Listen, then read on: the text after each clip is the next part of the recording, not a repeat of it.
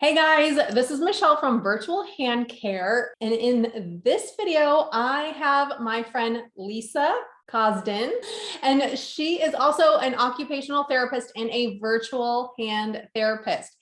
This video is going to be a little different than some of my normal videos where I'm talking, but Lisa has a ton of experience helping people online, and she is going to share her 3 tips from a virtual hand therapist, how to help stiff and painful fingers. Lisa, thank you so much for being here. Tell us a little bit about yourself and let's dive right into those tips.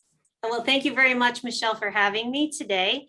And welcome everybody. As Michelle said, I am an occupational and certified hand therapist. I have been treating clients for just over 21 years, and I have had a private practice for about 11 years now. So I am really excited that this whole post-COVID era has opened up so much opportunity for me to be able to reach people that are beyond just my local environment. Although I do still treat people in my local environment, I'm really excited about the opportunities that telehealth and telerehabilitation has now offered. So stiff fingers, right? That's what we want to know more about. So when you think about the hand, when it is not being used properly, or if you've had an injury or an illness that has caused stiffness in the fingers, the first thing you want to think about is moving the fingers, right? At the bone level. So I always tell, I'm also a professor, actually. I teach hand therapy as well for the last 6 years. So well, I'll say a lot of hats. A lot of hats, a lot of experience. Right? Doing research, all of it. But I love hands, and it all comes back to the use of your hands. So when the bones are really stiff, what you want to be able to do is actively move them, right? Connecting the brain to the fingers and moving each one of the joints individually, separately, and then as well as together. So that seems very mechanical, right? So you want to think beyond just the bones. So you do that little bit of a warm up where maybe you're moving at each one of the joints and then the whole hand. And then we get into what's called taping of the skin that surrounds the bones and the muscles. So you can actually have stiffness caused by the lack of movement of the skin. It can also create pain. So when people say, well, I have pain in the joint, you can also have pain in your fingers from not moving because the skin hasn't been moving, or the tissues under the skin haven't been moving. So you think of all those layers. So Michelle actually has a video today that is showing me helping someone who actually is in Canada, and I'm in Northeastern Pennsylvania, and she needed help and I was there to help her. So I want to share this with you as a real life example of how to use tape on the skin to help. And by the way, this woman hadn't moved her fingers correctly in 10.5 months before I met her, with in-person therapy. Wow, that is crazy. That is crazy. Well, let's go ahead and play this so people can see. When you oppose to the ring finger, It heals 100%. so you don't even need the tape. And I didn't know that before we tried the pinky. This is so amazing. But I know that the pinky has a further route to go. So we start with the furthest route. Your ring finger automatically does better. Like it feels so much better than it ever has. Just to give you another little added tip here, a little background on this. She wasn't able to reach her thumb to each one of her fingertips, and it was actually hurting once she got to her ring finger. So we started with the tape over the pinky finger first, and just by sliding that skin forward, she was then able, without any pain, to do it with just tape over the pinky instead of the pinky and the ring. So that is what we discovered organically just by doing it online. Yeah, I love that. I love that.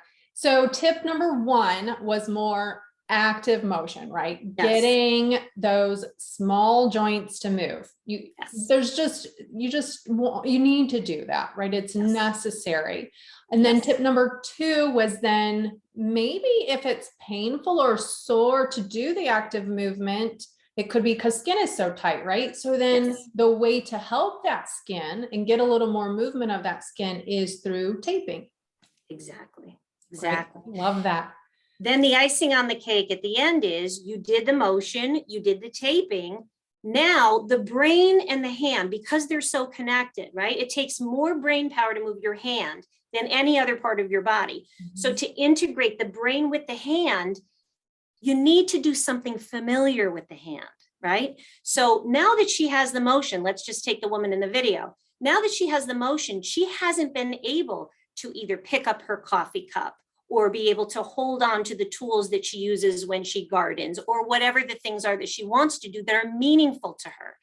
Once she has the motion and she can integrate the hand into those, it sets up the neurons in the brain to keep on repeating that pattern and solidifying that motion. So it's a neural activity as well as a physical activity. Yeah. So to recap, active motion, tip number 1. Tip number 2 is taping, addressing the skin, right? Mhm. And then tip number 3 is then starting to do those functional tasks, right? Yeah. Being able to hold. Yes. Being able to hold and start incorporating your hand into those functional tasks. So make it feel a little better, warm it up a little bit, and then just go right into those tasks.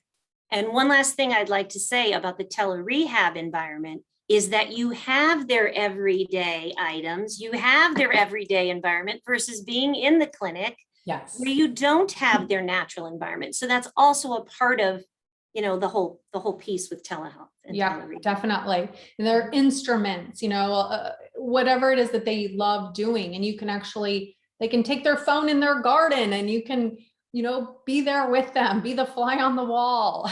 Here. Definitely. Right there. I love that.